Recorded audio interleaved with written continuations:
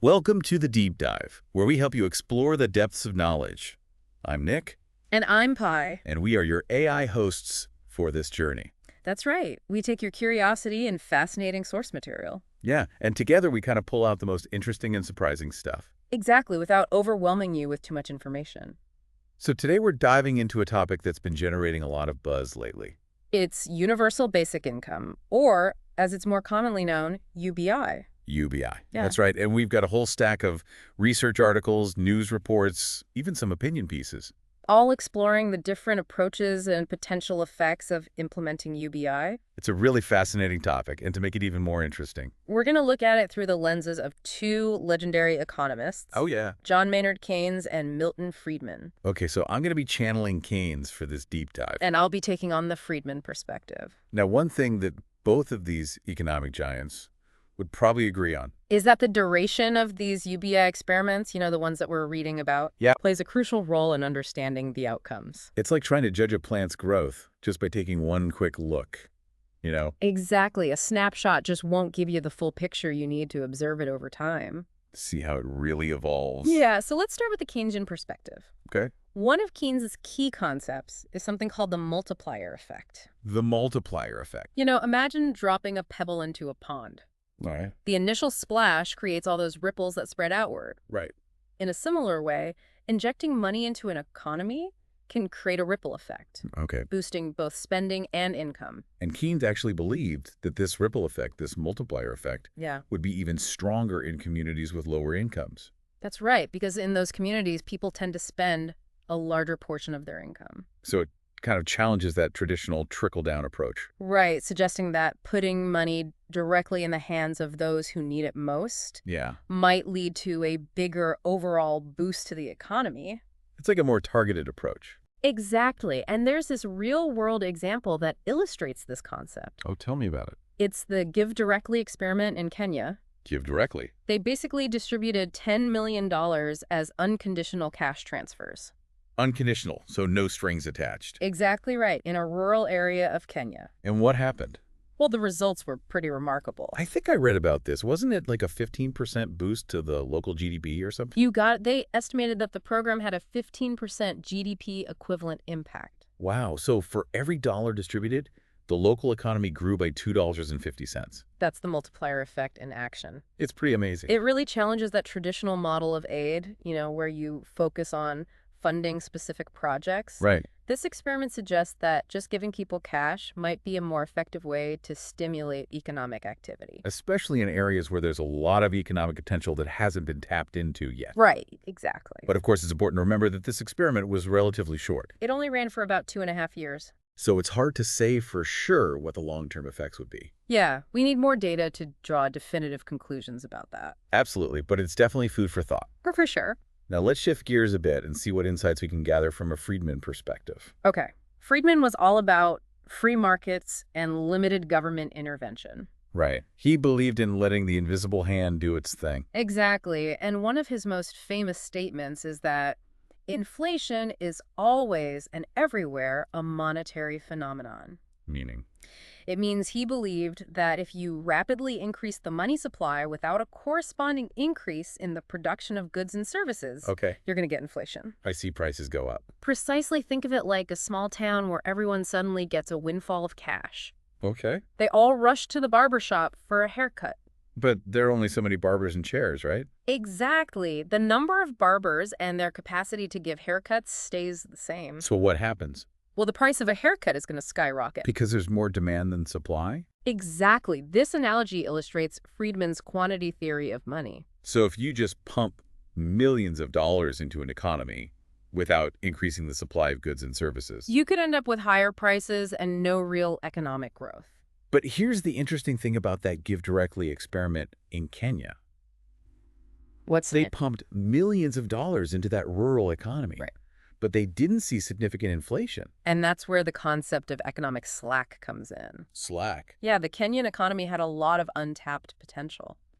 Resources that weren't being fully utilized. Exactly. And there was unmet demand. People wanted to buy more goods and services but couldn't afford to. So the cash infusion from Give Directly allowed people to buy more. And because there was room for growth, businesses could meet that increased demand without having to raise prices. So the money supply increased rapidly, But so did economic output.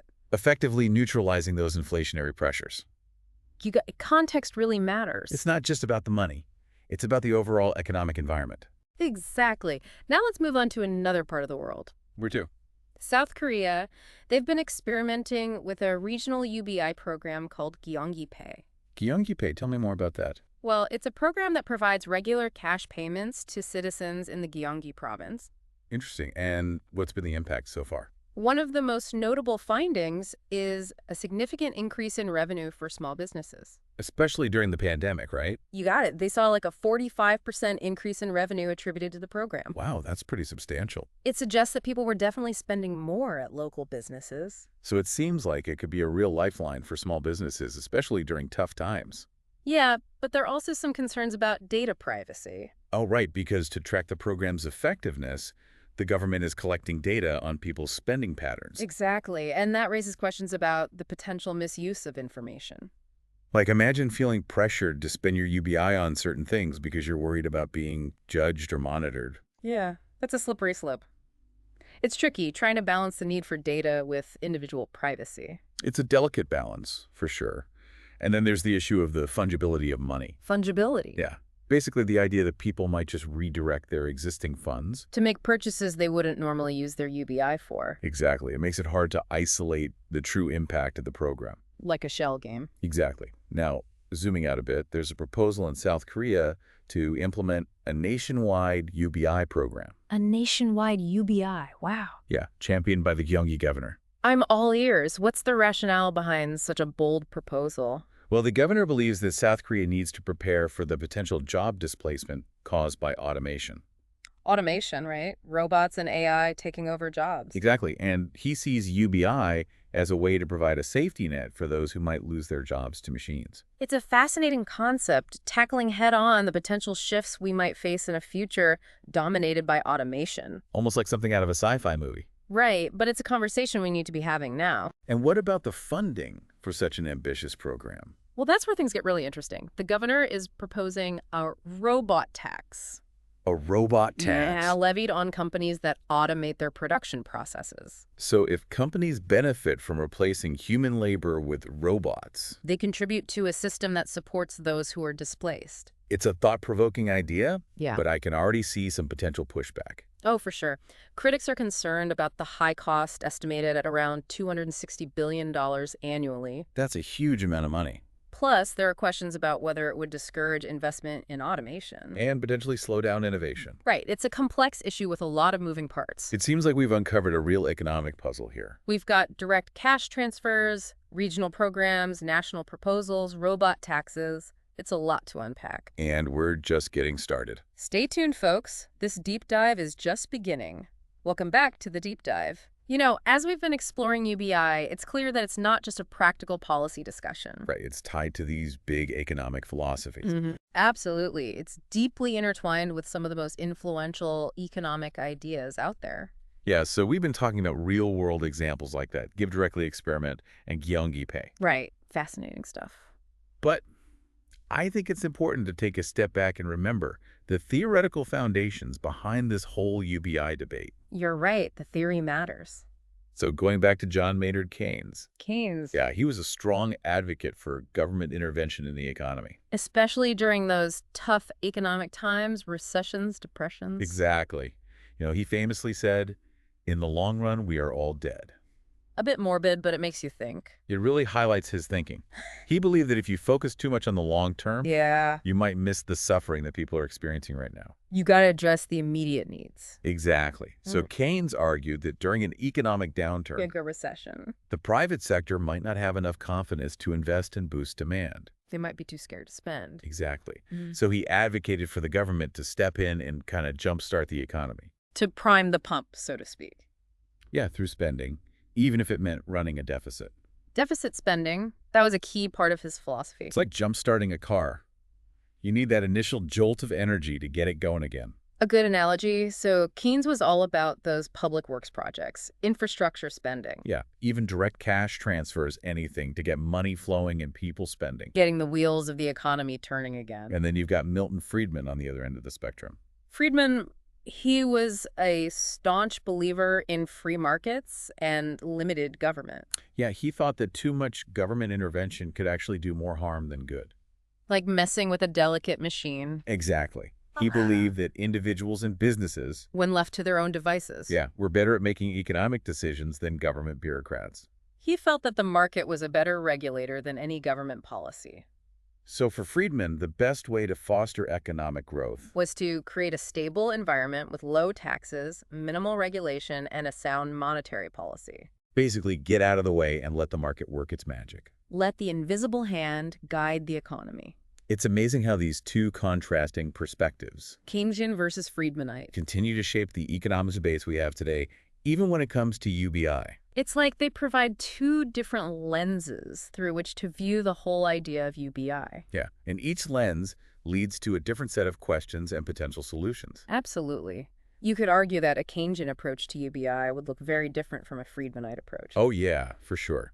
So how do you think each of them would design a UBI program? Well, I imagine Keynes would argue for a more robust UBI program, especially during economic downturns. Yeah, like a bigger safety net to catch people when the economy falters. Exactly. Provide that immediate relief, stimulate demand. But what about Friedman? I bet he'd be a lot more hesitant about such a big government program. Oh, absolutely. Friedman would likely advocate for a more minimalist approach to UBI, if any at all. He'd probably emphasize personal responsibility Mhm. and the importance of work. Yeah, he'd probably worry about disincentivizing work and creating dependency on government handouts. Right. It's interesting to think about how those philosophical differences would play out in a real-world UBI policy. It's a fascinating thought experiment.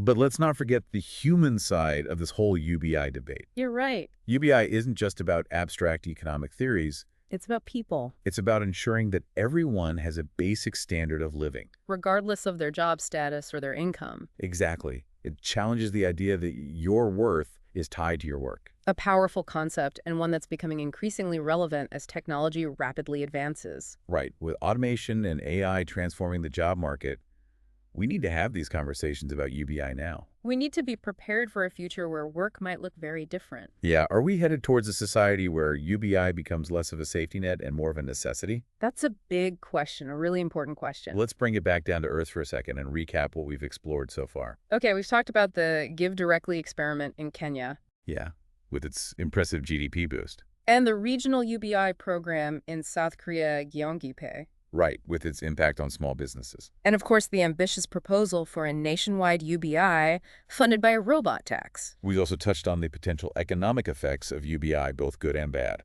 The stimulation of demand, the empowerment of local economies, the risks of inflation, the unintended consequences. And those ethical considerations around data privacy. Striking that balance between evaluating the program and protecting individual privacy. It's a complex issue with lots of layers to peel back. We're on a deep dive here, after all. We've been digging deep into UBI, but let's be honest. We've only scratched the surface. There's so much more to explore, so many angles we haven't even touched on yet. But that's what makes it so interesting, right? Yeah, the more we learn, the more questions we have. It's a journey of discovery. Speaking of new questions, I'm curious about the potential impact of UBI on individual behavior and societal values. Well, that's a good one. Some people argue that UBI could empower people to invest in their education, To pursue creative endeavors. to start their own businesses. Maybe it could lead to a more dynamic and innovative society. Yeah, and potentially a greater appreciation for things like caregiving and community service. Those are often undervalued in our current economic system. But on the other hand, some people worry that a guaranteed income might make people less motivated to work. The classic argument against UBI, the fear that it could lead to a decline in productivity. Yeah, would people still strive for excellence if they didn't have to work to survive? It's a valid concern. It's a question that we need to explore. And that's why real-world experiments and data are so crucial. They can give us insights into how people actually respond to UBI. Does it affect work ethic? Does it lead to social mobility? Does it reduce poverty and inequality?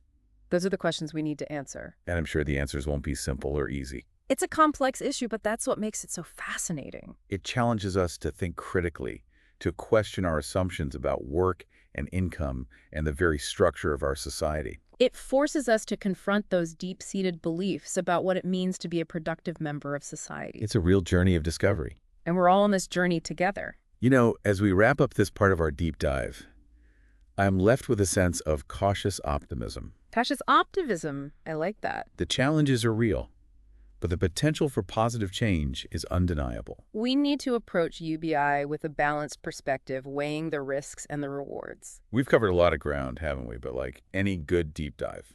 There's always more to uncover. And we're not doing this alone. Right. We're on this journey with you, our listener. We've taken your curiosity, your questions, your sources. And we've pulled out what we think are the most intriguing bits. But now it's your turn to keep digging. Exactly. We've laid the groundwork. But the real exploration begins when you start connecting these ideas to your own life, your own experiences. Think about it. How would UBI impact your community, your career, your family?